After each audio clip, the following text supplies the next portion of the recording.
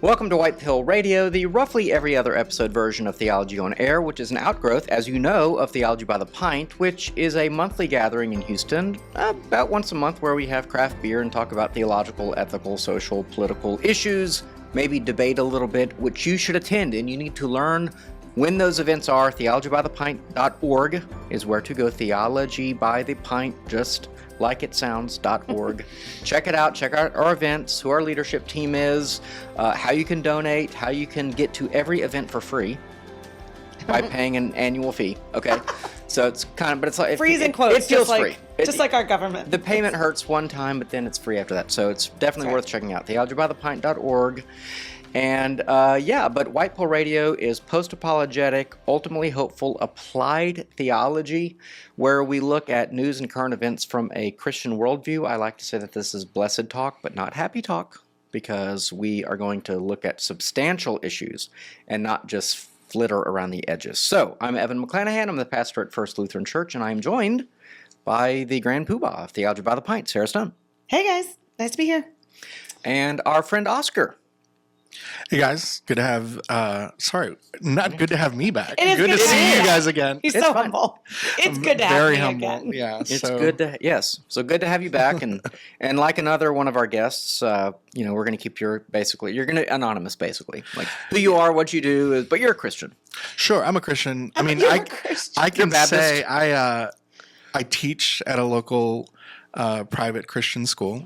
I teach worldview and apologetics there. I mean, but if you really want to know where he is and dox him, if you give us enough money, I'll tell you. Just if you give us more than $10,000 this year, okay, I'll tell you where he lives. I think 10,000 is a fair amount. I know where you live, but I'll figure it out. All right, well, let's jump in.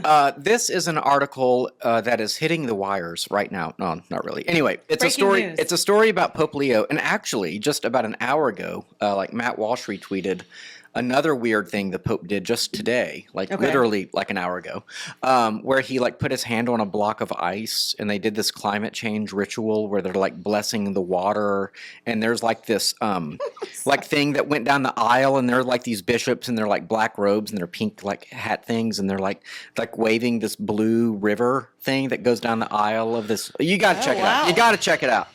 Let's just say that Matt Walsh is not happy about it. So maybe you should come over to our side. I'm well, dude, sorry, dude, you're stuck. So he already has the beard. He already wears the plaid. He might as well become reformed. I know he looks reformed. I'm with you there. Anyway, but the Pope is kind of doing this diplomatic thing. There is a theory that we have an American Pope to try to get American money back into the Vatican. That's a theory. I don't know how true that is, but that's kind of the thought. And so there was an honor given to Senator Dick Durbin. And if you don't know who Dick Durbin is, he is, an arch enemy of the right. He's been the senator of Illinois for, I don't know, my lifetime. And he's pro-abortion, he's pro-everything left, right? And so the Catholic Church is honoring him. And some of us over here... Is he supposed to be Catholic? Is he Catholic? I assume he's Catholic. Okay. Yeah. Nominally, like many of the people on the left are. Yeah. Nancy Pelosi is Catholic. Yeah. What does that even mean anymore? Joe Biden. Joe Biden, yeah. So anyway, so he was asked about this, and the Pope said this. Very diplomatic speak, but we'll get to the nugget here very quickly. I think it's very important to look at the overall work that the Senate, has done during, if I'm not mistaken, 40 years of service in the United States Senate. I told you my entire life, I wasn't kidding. Mm-hmm. I understand this difficulty and the tensions, but I think, as I myself have spoken in the past, it's important to look at many issues that are related to what is the teaching of the Church. Those were words that mean nothing. Let's get to the meat of it. He says, someone who says, I'm against abortion, but I'm in favor of the death penalty, is not really pro-life. So someone who says that I'm against abortion, but I'm in agreement, I think, with the inhuman treatment of immigrants who are in the United States, I don't know if that's pro-life. So there's been a lot of commentary online about this already, but that is the sort of thinking that I find absolutely revolting, to compare an immigrant and how they deserve to be treated, I guess, with 3 hot meals and housing and education and health care, compared to an innocent baby who did not ask to be brought into the world and who, I guess, can just be slaughtered with people like Dick Durbin literally cheering it on to the millions over the course of his career. I don't know how you compare those things. The death penalty issue is a whole other thing, which I am working on a debate on that topic, and I hope to put that together one of these days. But even if you could say, and I don't think you can, that those things are, quote, the same, inhumane treatment of immigrants, which I don't even know what that means or what he's talking about. Or let's just say we were all opposed to the death penalty, which I don't think we are. It still doesn't answer the question. It still says, well, if you think this, then you can't be this. It doesn't actually say anything about being pro-life. So it's just weak. It's cowardly to me. Yeah. I'd say this is a classic example of equivocation, conflating terms, trying to make things that are very disparate equal so that they have like equal moral standing. And so to pass judgment on one is to effectively pass judgment on the other. I think it's trying to play both sides and trying to... Is there a logical fallacy for that?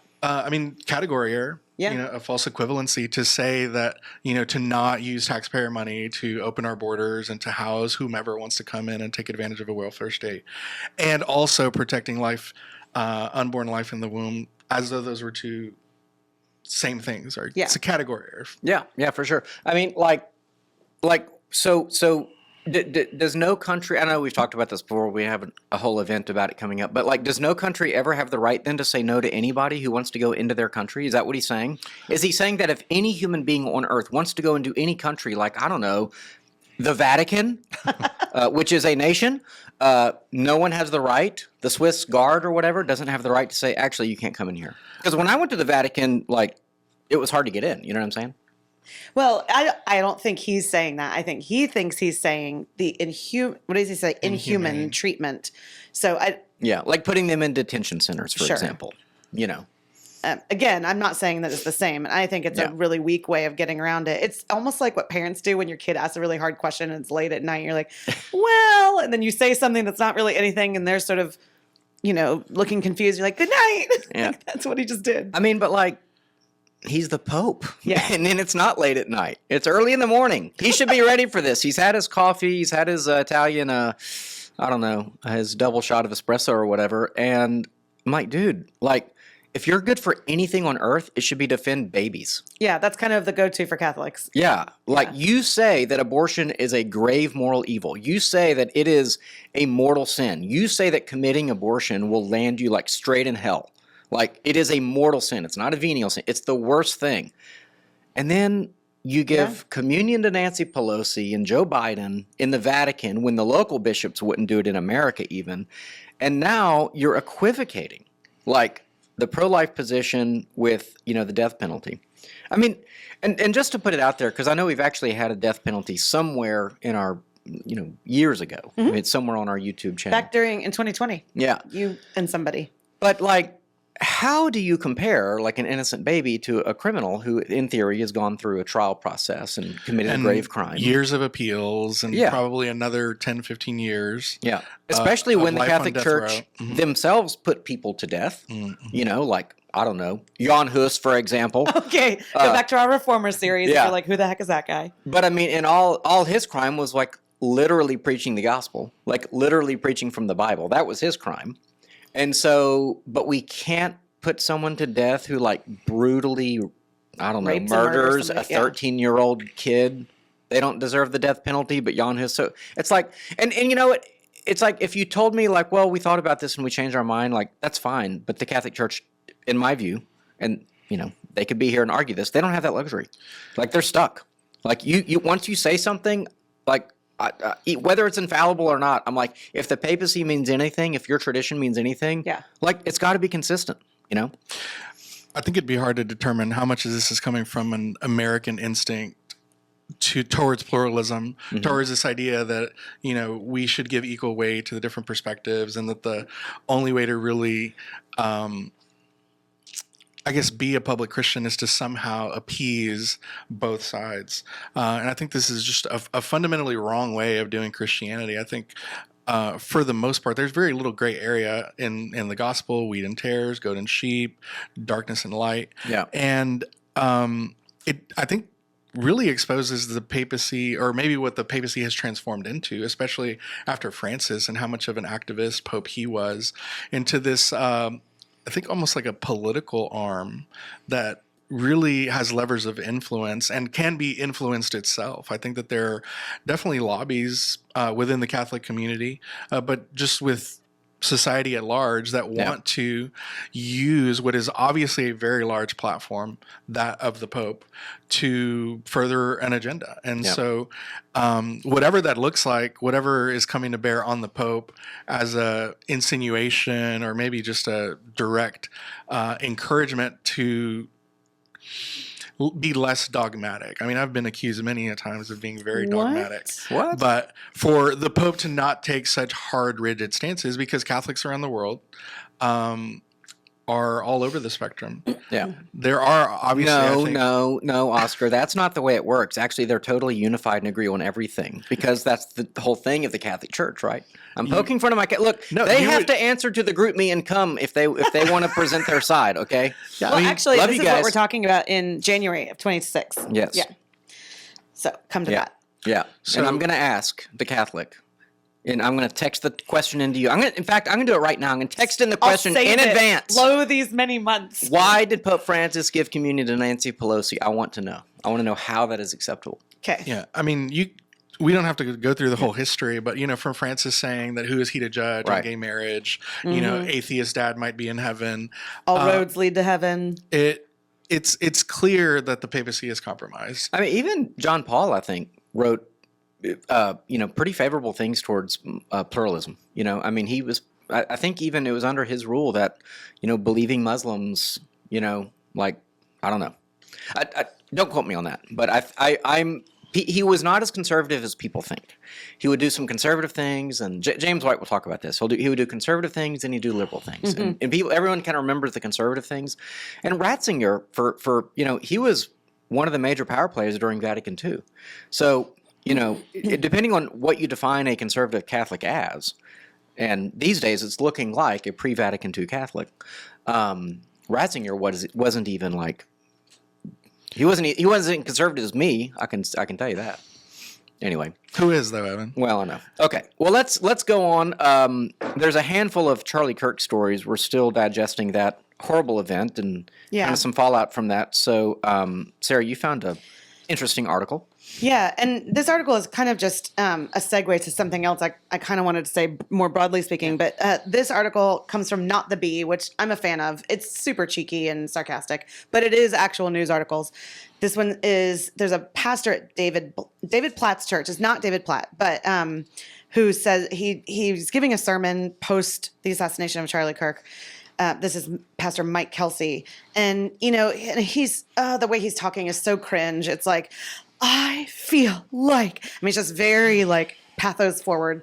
But anyway, he says, basically it's terrible what happened and no one should ever die. And then he said, I have to sit with my high school daughter and, help her process, blah, blah, blah. But I also had to sit with her and help her process. It's like this very, like emotional speak. Some of the things that Charlie Kirk said. And by the way, there's like amens coming from the crowd the whole time. And he goes on to call Charlie Kirk unChristlike, and say that there were things that he said that he's, ashamed of and he shouldn't have said. So different levels of reaction from me. The first is it's just simply not true. Like I listened to the whole clip. He didn't give a single example of something that Charlie Kirk said that was, unChristlike, as he said. He said the word unChristlike. Wow. So he didn't give any examples. Every example I've ever seen of Charlie Kirk, you might really disagree with him policy-wise, but his demeanor, his posture toward people was always one of engaging and, sending people that disagree to the front of the line. It's a bizarre thing to say unChristlike when almost all he did was talk about who Christ is and what he believes and why that informs the way that he thinks about politics. But the broader thing here is that this pastor is not the only one that did this. There was another famous pastor, and I'm blanking on his name now, who gave a fiery sermon the Sunday after the assassination, and also said just really ugly things about Charlie Kirk. And it makes me think it's so funny because these are the same pastors that I bet would have a problem with people like you, I'm pointing to Evan if you're just listening, talking about, quote, political things from the pulpit. right? The very people that kind of want right. that separation, that be like, let politics be politics, but here at church, we just talk about following Jesus. We'll talk about it when they want to come after someone that's really doing kingdom work. So that bothers me. It bothers me that they're not fact checking and actually listening to full clips of what Charlie Kirk said, because I haven't read or heard a single thing against Charlie Kirk that when you go and find the full version of is not actually quite lovely and wonderful. And again, I might not agree with every single thing he said, but I never thought he was unChristlike. And I'm warming up more and more to the idea, and I wouldn't have said this maybe even just a few years ago, that I do think there is a space for talking about these things in the church from the pulpit. Maybe not to say you should vote for XYZ name, but to really talk about what's happening in the world. Charlie Kirk had a phrase that I hadn't heard until after he was assassinated, but I've now heard it several times, that while his faith is the most important thing in his life, the number one thing he talks about is politics and the state of America right now.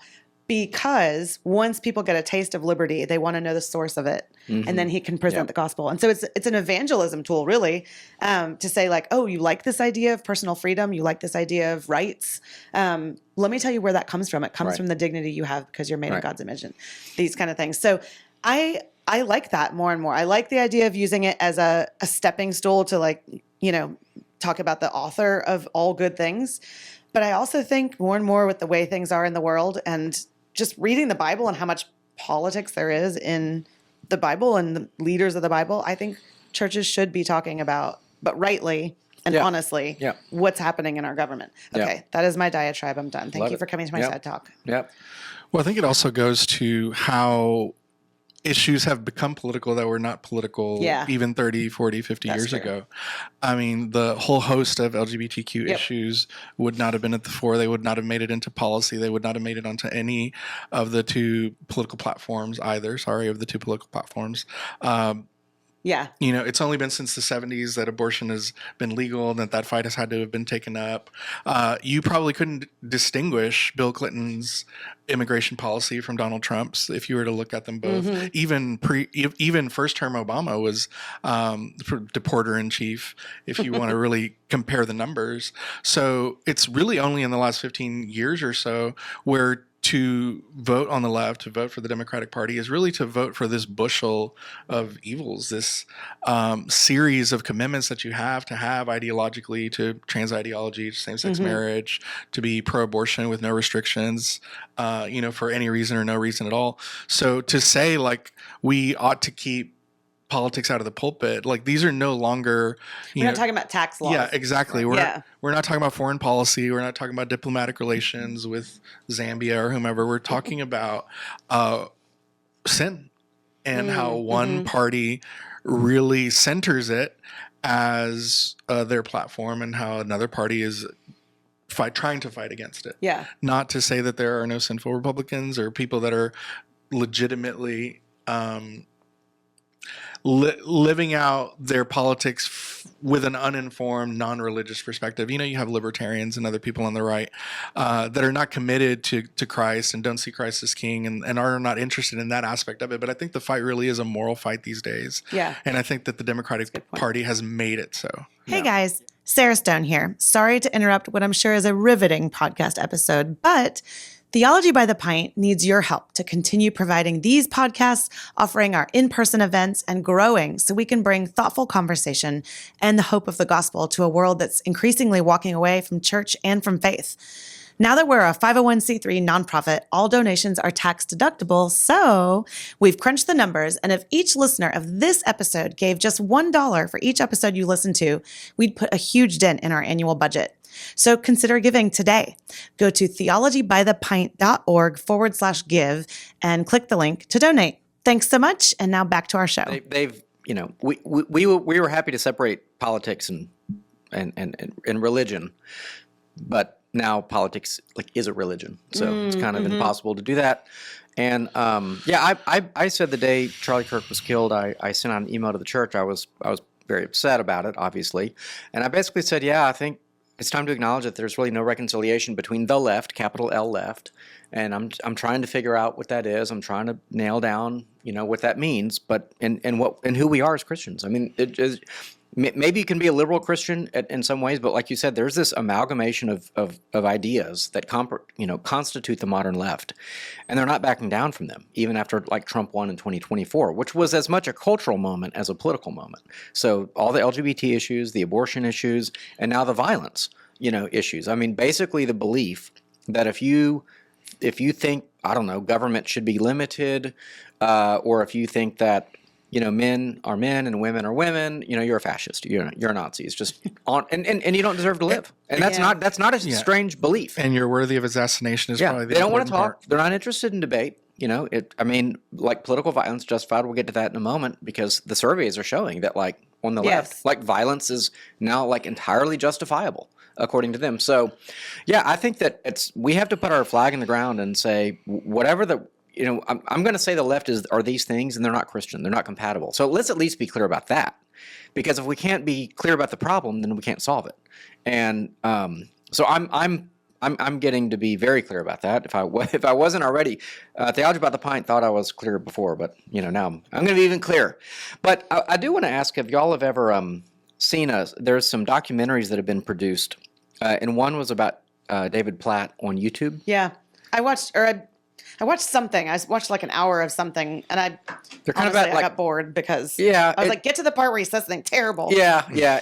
They're interviews, with like lawyers and members of churches, and they're two separate stories. One is also about J.D. Greear, who was the president of the SBC for a couple of years, and how these two guys, David Platt and J.D. Greear, they followed a similar template of essentially taking over churches, and both are quite, what we would call progressive or liberal, even though they're in the SBC. And so I'd recommend those because I thought David Platt was like a good guy. He wrote that book Radical, I think it's called, ironically. Used to really love him. Yeah, early on, I thought he did some good stuff. Yeah, I think he's a big phony. So I'm not surprised this is coming from his church because I think it's like I think if I walked in 30 minutes later, I'd walk out in disgust. So anyway, but yeah, so I'm not surprised at that. But I will say this.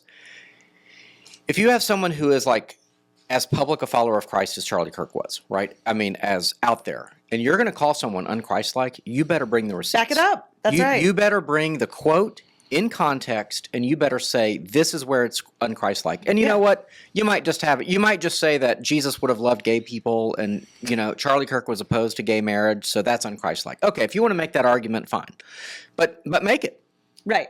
Say it.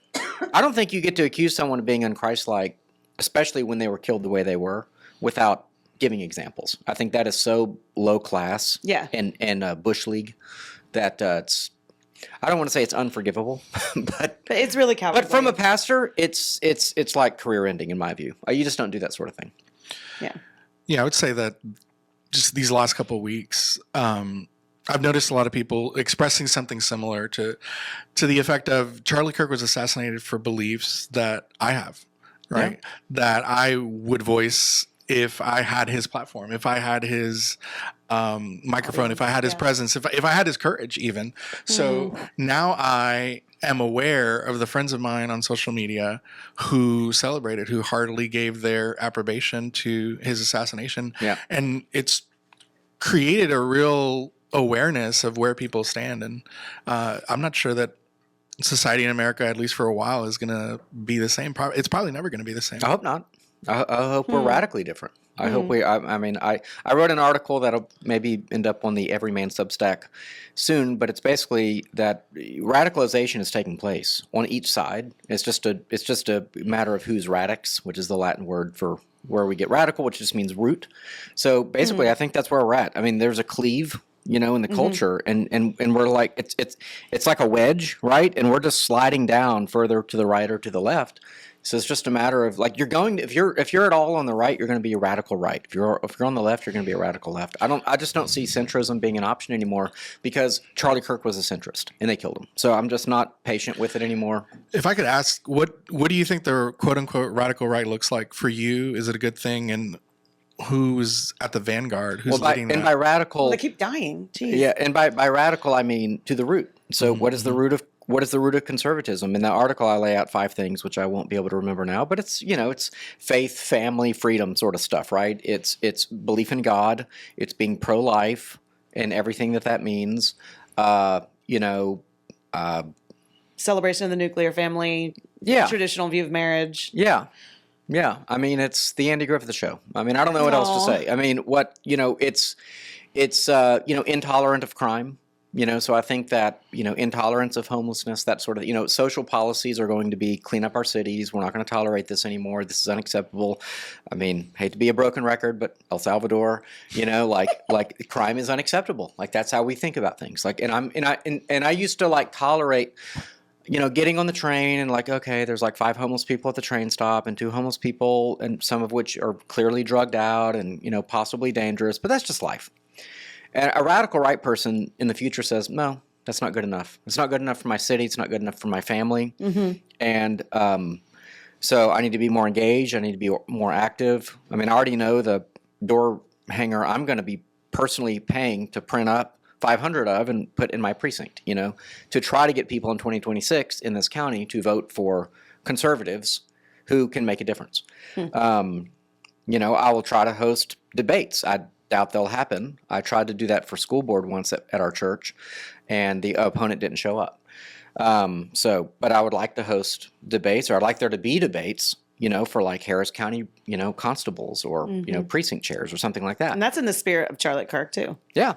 But to me, I just think of radical right as just being a normal person who values church and family and safe communities. That's it. That's really it. It's not particularly radical in the way that we use that word now. Yeah. Yeah. To the root. To the root. Yeah. Yeah. Except Joy Reid would say it was just Joy very Reid. dangerous. Well, very radically dangerous. That tweet is totally worthy of our conversation, but I didn't print that one out. But yeah, she. She wants to go. She thinks the radical right wants to go for limited government, low taxation, no taxation. Yeah. Earn however much you want, pass it on to your family. I mean, this is ridiculous. If you haven't seen that quote, you got to find Joy Reid talking about how these crazy conservatives want to limit taxation. But that's how they think. I mean, the state is, and we have an episode coming up on, fascism with Owen Anderson soon. And he talks about how fascism is, state control. The state is everything. The state is all consuming. And that's their mentality. To deprive the state of tax money that they can redistribute, in theory, to help other people is like a crime. I mean, that's where we're at. That's the fissure. That's the fissure. When you've separated God from the state becomes your God. Yeah, exactly. Who said that? Me, just now. I love it. Wow. Okay. George Orwell, Oscar. I'm not going to say your last name. Anyway, Reincarnated. Yes. Yeah. Okay. This is a tweet from Andrew Colvett. If you don't know, he's taken over the Charlie Kirk show. He was Charlie's right-hand man. This is just a quick tweet, but he says, a shocking report from Rutgers University. 50% of left-of-center respondents believe it is justified to murder Elon Musk for his opinions. 56 believed it was justified to kill Donald Trump for his. He says, Houston, we have a serious problem, but I'm not taking that personally. I'm thinking that's just the Apollo 13 quote. Anyway, so now I will say that people on the right, there is a percentage of people on the right who would say that political violence is acceptable as well. I think that number might be in the teens or the 20s, but and in their mind, they might be thinking the old thing. The Bonhoeffer Hitler thing. Yeah, like if we could. I know, it's a tricky question. Yeah, because depending on how it's phrased, but this is phrased like for Elon Musk and Donald Trump. Yeah. Right. It's not like if you could kill a genocidal maniac before they did genocidal maniacal things, I made up that word, would you do that? Would that be justified? And you could maybe come to some conclusion morally where it's like, yes, some trolley problem or whatever, right? But 50%? Elon Musk? Yeah, what has Elon Musk done that's so terrible? I mean, cut some government. He's like a center-right guy that wanted to like cut some government programs and like gave money to get Republicans elected. And then obviously Donald Trump, 56%. I mean, like there is that this is the fissure I'm talking about. It's like unbridgeable. Yeah. I'm not sure, like, and this is after Kirk's assassination. Mm-hmm. So I'm kind of left speechless a little bit. Like, where do we go from here? How do we deal with this? I have some theories on that, but I don't know. I mean, I'm curious if you guys have any thoughts. I mean, as far as solutions, I wouldn't say I have any, but I mean, this is clearly an outgrowth of this idea of revolution, this idea of overthrowing and deconstructing no kings. and really just burning society down in order to be able to finally rebuild it into the Marxist utopia that, people claim is going to save us all. Those regimes where communism or socialism did come to fruition were incredibly bloody. I mean, there's just no way around it. The only way to overthrow the bourgeoisie is to kill them. You think about the French Revolution, which we talked about that too, which isn't explicitly communist, but I think seeded Protest. a lot of that idea, a lot of those ideas. You have to depose. There's just no way around it, and unfortunately, you have people in ivory towers at universities who like to talk the game, but the students are internalizing it and are taking that rhetoric seriously, and they're taking that rhetoric literally. Yeah. The fight the power, fight the oppressors, overthrow. If it is true, as a lot of the mainstream, and it's not just leftist media, it's mainstream media, that Donald Trump poses an existential threat to the very existence of trans people, of immigrants, whatever, because his rejection, or at least the administration's seeming rejection of their quote unquote equal rights, is to deperson them and to claim that they're non-existent. And so therefore that means they're fighting for their very existence. Well, then to take all of that seriously is to then have to take arms. There's just really no other way around it. And so for as much as, in the aftermath of the assassination of Charlie Kirk, there was all this call of let's lower the temperature. The president needs to lower the temperature. We all need to lower the temperature. I don't see the temperature any lower when it comes to the accusations of murderous words on the right, which require a murderous response from the left in actuality. Yeah, I don't have any thoughts other than just it being discouraged. But you should listen to the episode that we did on fascism, because at the end of the day, we asked him, are there any fascists in the world right now? And I'm not going to tell you his answer because you have to go and listen. But I will say I don't think that we have any in this country, in power in this country. No, not by any technical definition. So, yeah. Okay, this is a weird story that has a lot of kind of overlap, right, with stuff we talk about, right? Because we talk about woo-woo. We talk about woo-woo stuff. We talk about, it's politics with Charlie Kirk and everything. So apparently a couple of days before Charlie Kirk was assassinated, there's a website called Jezebel, which I've never been to in my life, but... I went today. Okay. Just check it out, So it's kind of like a woo-woo, it's witchcraft feminist articles. Kind of, gotcha. I mean, it's articles that have women at the forefront of... Okay, so they paid witches. They solicited money and paid witches to curse Charlie Kirk. And Megyn Kelly reported on this pretty extensively, and I don't know who else really has, but she says, and she's obviously well sourced, that it freaked out Erica Kirk to the point where they prayed specifically. They had a Catholic priest come to their home and pray with them. Was it a Catholic priest? Okay, about this before he left town. So they were freaked out about it. Of course, what's interesting about this to me is that, Jezebel treats it like a joke almost, right? But it's okay, so let me put it this way. When they're raising money, it's real. Witchcraft works. You can curse somebody, bad things can happen to Charlie Kirk, give us money, right? But now that it's happened, it was just a joke. It's just a parlor game, So change cameras. So which is it? I mean, does witchcraft work or not? That's a spiritual question. Where did it say that they thought it was I know they took the article down, but all the responses I saw were things like them saying our spells do work, but we don't use them for harm, or they work, but we usually use them for healing. I think they're using weasel words to where they can't say it doesn't work. I just remember them downplaying it. Well, this quote right here says, while we cannot and would not claim responsibility for Mr. Kirk's death, we do affirm that the magic we work with in our daily lives is very real. Yeah, and that's the double-sidedness of it. It's real, so it works, but we cursed him, and it didn't have anything to do with his death, And well, they're trying to get off the hook. Yeah. Yes, of course. But do they work? I guess that's my question to my spiritual friend. This article is secondhand. I actually watched the entire segment that Megyn Kelly did on this a couple weeks ago when she first went to air. Maybe it was just 1 week ago. But And then going to read the Jezebel article and then some of the responses from Jezebel after the fact, they took it down, quote unquote, out of respect. But the editors of Jezebel very much still stand by the content of the curses that they reported in the original article. And they may even put it back up after, Yes. tempers cool. My temper will never cool. By the way, Jezebel is just reporting on it. The witches were like Etsy witches, right? Yes. Right, but Jezebel is who solicited the So, witches. okay. So Yeah, they went to Jezebel- Etsy and okay, got it. Right.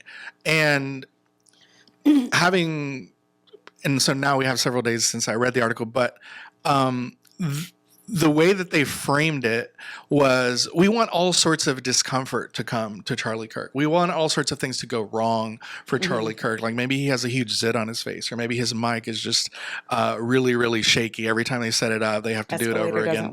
doesn't work.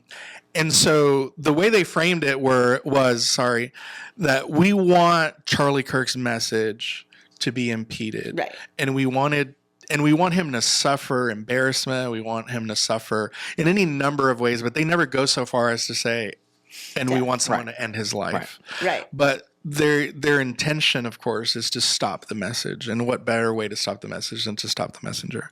Yeah. They will never claim responsibility or that it had the effect of Tyler Robinson, but they clearly wanted it to have a silencing effect, which in itself is chilling. Yeah. The question, Evan, that you asked is, does it work? Right? Is it Right. real? Yeah. And I say yes. And that's like a comedy thing. Yes, and. But I mean, does it work? The real question is this stuff real? Is the spiritual world real? Can you call upon, the spiritual powers of evil? And I think, yes, we see that all throughout the Bible. And that's why the Lord tells us not to do that, not to mess with that. And we even see God allowing Satan and his minions to do evil, all kinds of it. So do I think it directly caused the death? I have no idea. I don't think I can say for sure. Do I think it's real and that it works? Sometimes, yes. I also think that God is sovereign and he ordained and allowed Charlie Kirk to die. And I don't know why, and I don't know why this timing. I mean, we can make conjecture about that. So I don't think that we usurped God's plans. I don't think the devil's won and God's up there going, crap, those Etsy witches are powerful. So God is still in charge. God allowed it to happen. If he didn't want it to happen, he would have stopped it from happening. And that's a very hard pill to swallow. So, but yeah, this stuff is real. Yeah. I think it's real. Yeah, I agree. Yeah, I remember in the good old days when we burned witches. Oh my gosh. And no, but in all seriousness, it would be silly to blame an Etsy witch, okay? Because there are coincidences, right? Like there's probably been lots of hexes cast on Charlie Kirk, and he was fine, for 10 years while he did this work, right? So that would be kind of silly to blame it on that. On the other hand, there is this culture, and there's just what I would say is behind Tyler Robinson was a million other people who would gladly pull the trigger as well. And so when you have that kind of cultural support, you're not really that isolated, and it makes it a lot easier to take place. And I think that's coming out everywhere.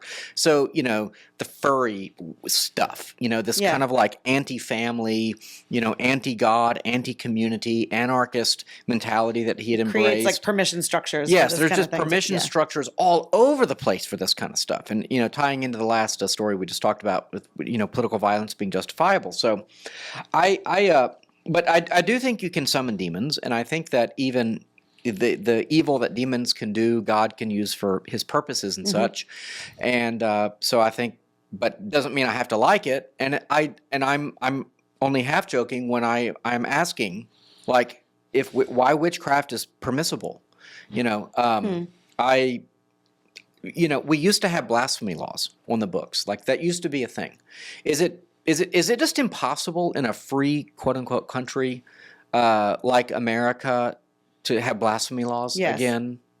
You think? That's what I'm going to get to in your next article. Okay. Yeah, because I'm really starting to think this kind of freedom experiment that the libertarians, I guess, even though small in numbers, somehow kind of won in some way. It was this dirty little compromise with political conservatives who lean libertarian with their small government, and the libertines, who are the basic social and sexual deviants who want the government out of their business, that gives rise to this carte blanche society. And it's not a conservative society. Yeah. That's why libertarianism is not conservatism, and conservatism is not libertarianism.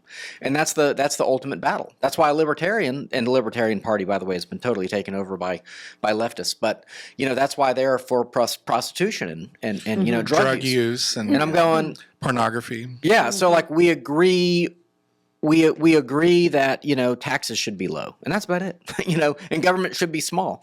But that's not what conservatism is. So, but yeah, like there comes a point where like you're not free to do anything you want. Like that's not what America's about. And if we're going to get our laws from the Bible, then there are certain things that should be prohibited. And heaven forbid, if we're going to do something like put the 10 Commandments in the school classroom, which I think 3 states have done now, Oklahoma, Louisiana, and Texas. And the very first commandment is have no other gods. Yeah. It's explicitly anti-blaspheme law, right? Like, then there should be laws on the books that reflect that reality. Yeah, I mean, I like the idea. And as we get to your article later, I think it gets tricky when you live in a, well, as you said earlier, pluralist society like we do. But there is something about, you touched on this idea of like when the libertarians sort of giving permission for these things to happen in the public space, and having witches on Etsy. It's just almost it sounds like a joke. I thought it was a joke. I listened to Megyn Kelly talk about this, right? And she kept saying Etsy, and I'm like, okay, I know there's this website called like Etsy where I get potpourri from? Yeah. Like, arts and crafts. And like she kept saying it, and then she said, the arts and crafts, and I'm like, what? Like, what is happening? But I guess it shouldn't surprise me because like, arts and crafts and woo-woo stuff, there's a Venn diagram of overlap. Well, there. it's just a space to run a personal business. Yeah, I know. But there are so many evil things that have sort of like they've made their way insidiously into the public space, and it's sort of like, in the dark of night or through the back door, and you don't even realize, and then it's in your face. I was hanging out the other day at a park with my stepkids, and as we were leaving, they were talking about how they had seen a group of teenagers that were, quote, in costume. And my stepson said, "Oh, they're furries." And I said, "Oh, well, what do you think that word means?" And he was like, "Oh, they like put on a tail. They're young. They're probably practicing for Halloween." And I was like, "Oh, that's so sweet." And I was like, do I leave it there? But I took the opportunity to say, yeah, I hope you're right. And maybe that's what they were doing. But also that word sometimes means people that have really weird and twisted views about like your body and what you should do with your body. And anyway, but the fact that we have to do that at all, the fact that stuff is like in the public sphere and we're constantly having to see it, fight it, and be the weirdos on the other side is just... It's crazy and bizarre. Sorry, that's a little bit of a rabbit trail. No, it's right in line with all of this, which is like, essentially we're debating sort of standards of normalcy, right? And we're having a public debate about the prioritization of certain values over other values. I mean, and that's what politics is. It's essentially just the way you manifest your social priorities. And probably beyond normalcy, it's decency, by whose standard, according to what. Like ethical questions have to have a bedrock foundation of morality. And maybe as part of queuing up this last article, I don't know if it's the last article or not, but I expect that it's been said on this podcast or in the Theology by the Pint space, but like the more you read the founding documents, and especially the more you read state constitutions and how just soaked in Christianity and soaked in faith, and explicitly the Christian faith, like no other. Yeah. I'll butcher the quote, but like this set of laws, this constitution is for religious people. What religion were they talking about? Clearly, they were talking about Christianity. Yes. And separation of church and state, and that's meant for Christianity as well. It can serve no other. Yeah. So the fact that we have stretched society so far away from just a gospel-centered, Plymouth Rock, Puritan type of mentality, it no longer can be effective in the way that the framers expected it would remain. Yeah. So go ahead. But pastors in Dearborn, Michigan, who complain about streets being named after like Hamas leaders, are told to get out of Dearborn, and they will have the Muslim mayor will throw a parade when he leaves. Yeah, that was wild. That story was wild. I'm Yeah. surprised we're not talking about that one today. Yeah. Let me say one thing before we move on to this next article, just about the whole witch woo-woo stuff. Yeah. If you don't think that if you think we should have spent more time on, is that stuff real, you should come to our next event on October 14th. Boom. That is what we're talking about. We're talking about how active are evil spirits in my life. Like literally that very idea. So come and listen October 14th. Awesome. Yeah. Okay. Okay, well, yeah, probably the last, at least, topic is Islam and its sort of encroachment in the West. So this is an article I wrote at everymancommentary.substack.com. And the article is called "This Is Not Who We Are: 11 Simple Points to Curtail Radical Muslim Growth, Migration, and Comfort." And, You guys should read this. It has all the snark you've come to love with Evan in it. and even some satire at the end. Well, that's what I was referring to, yes. Yeah, but basically, it's like, okay, now this assumes that we actually have the will, okay, to say that Europe would have the will, or that Michigan or Minneapolis, for example, or any place. It's happened, there in Plano, Texas, there was just a big controversy about a massive 2,500-acre Muslim community that was being planned, and that's kind of been kiboshed, if that's a word. But so... Thank you, Governor. Yeah. But, like, it's a question that the West is facing. Is like, well, who are we? And do we prioritize Christianity? And, what is the Muslim plan going on here? And we talked about this previously when I talked about public Muslim prayers in large groups and public spaces like football stadiums and such. But, assuming you have the will to say, this is who we are. Okay, we are a Christian nation. There are certain things that we value. Then how do you sort of ask a population that you invited into your country? You either, Obama flew in, I don't even know how many people from Somalia during his time. That's how Minneapolis came to be the Somali capital of the world, other than Somalia. I heard, by the way, Dearborn, Michigan, that Henry Ford is who imported a lot of Muslims back in the day. He put that weird anti-Jewish tract in all of his cars. Oh, gosh. Yeah. The Elders of Zion, I think it was called. Yeah, Google that. True story. So he was kind of like anti-Jew, and so he brought What like better way? a lot of Muslims came to like work at the Ford gosh. company, and that's how that The started. enemy of my enemy. Yeah.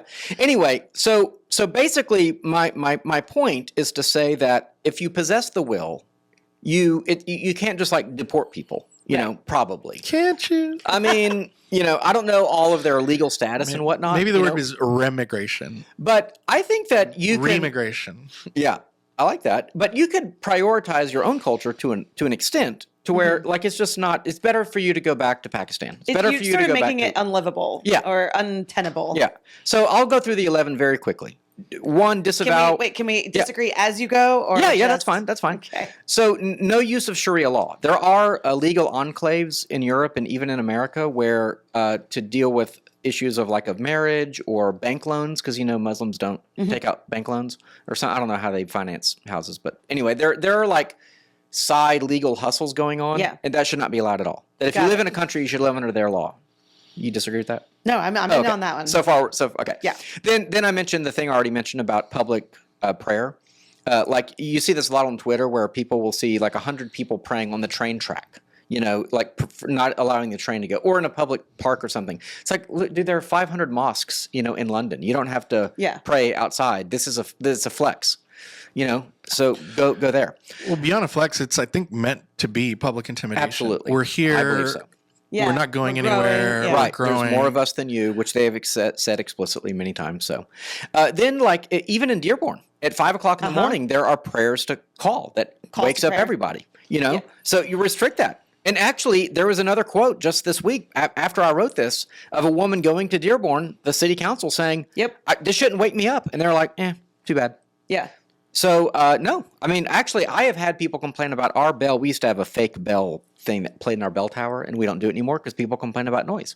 So what's good for the goose is good for the gander. I would say there should be no use of the Arabic language anywhere, even on your restaurant. It's not allowed. It's a visual thing. You just don't allow it. If you're a kebab shop, then you're Al's Kebab Shop. Okay, Al's but you're not writing Al's Kebab Shop in Arabic because we speak English here, or French or whatever the case may be. No face coverings. We don't do that in the West. Again, this is not who we are. We do not cover our women's faces. We like to look at women's faces, actually. Appreciate that. So no face coverings. I would say no negative or hostile free speech. I grant that that's a little bit subjective. Okay, this is the one I have a problem with. Okay, Finish. So when you have like a Muslim cleric saying America's a terrible place and we're going to take you over, sorry, we're the host country. We don't allow that. You have to leave.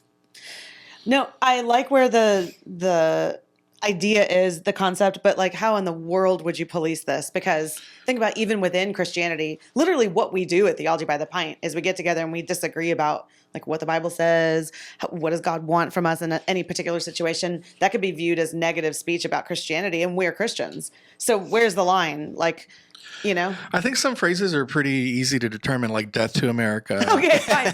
Sure, maybe there's certain phrases. America's the great Satan. I mean, yeah. Their call to arms is one where you have the House of Islam and the House of War. And if you are not part of the House of Islam, then you are subject to war at the hands of Muslims. Right. And while not every single Muslim holds to that particular interpretation of the two different houses, that is what's being taught by a lot of imams. And I think, who is it? Churchill, I think it was, who said, when Muslims are the minority, they very much care about minority rights. Yeah. When they are the majority, there are no minority rights. Mm-hmm. And so it's in a lot of these places due to birth rates, to the fact that Americans aren't having kids, a lot of them are killing their own kids preborn. You are going to have these enclaves, and those enclaves will continue to spread throughout the West, whether that's in Europe or here. And it, I think, really goes to what Evan is saying. Like, do we have the will? Do we have the courage? Do we have the fortitude? Are we willing to be unkind? Are we willing to be in any way threatening in response to this very real threat? Yeah. I like the concept, and maybe there's some. I mean, this is all a fantasy, right? But we're just we have to do this all the time. In America, I don't know how much we have to determine free speech boundaries all the time, right? Like the Nazis in Skokie, and that was probably more permissive than I would be. Like, I think that case could have gone the other way, though, where we say, you know what, we don't allow Nazism in America. That's fine. But, the free speech absolutists are like, no, we do want to allow it. It's a judgment call. I grant. I'm not a free speech absolutist, but when you say threatened deportation as a consequence for any hostile or negative public speech against Christianity or the host nation, I mean, that could. What all falls in that? Against the host nation could be like, oh, I didn't agree with the way that Trump, said such and such. Yeah, that counts. That counts? Yeah. Oh my gosh, Evan. Then we're all being deported. No. Look, I'm just starting the conversation here. I'm just. It's my opening salvo. It's like, look, but yes, I will tell you that every day I see on Twitter an example where it's obviously hostile speech, where it's basically like, America's a terrible country and we're going to take you over.